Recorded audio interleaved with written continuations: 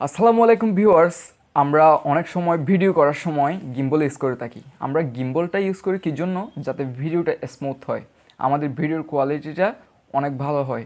কিন্তু আমাদের কাছে যখন গিম্বল থাকে না, আমরা যখন হাতেই মোবাইলে ভিডিও করতে যাই, তখন দেখতে পাই মানে ভিডিওর কম্পনটা মানে শেকটা অনেক বেশি চলে আসে, যার কারণে আমাদের ভিডিওর কোয়ালিটিটা ঠিক থাকে না।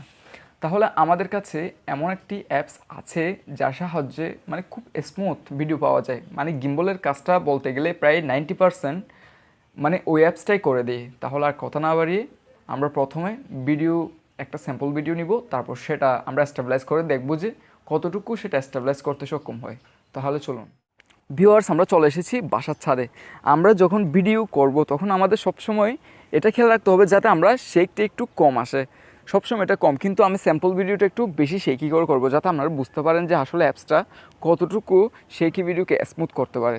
তাহলে নিচ্ছি, এটা হচ্ছে আমাদের স্যাম্পল ভিডিওটা। আপনারা দেখতে পাচ্ছেন এটা খুব বেশি শেকি। এখন আমরা দেখব অ্যাপসে গিয়ে আসলে কতটুকু স্মুথ হয়।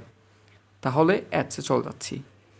আমরা প্রথমে চলে যাব গুগল ফটোস অ্যাপে। এই অ্যাপের লিঙ্ক আমি আপনাদের ডেসক্রিপশন বক্সে দিয়ে দিব। তাহলে আমরা ক্লিক করছি গুগল ফটোস অ্যাপে।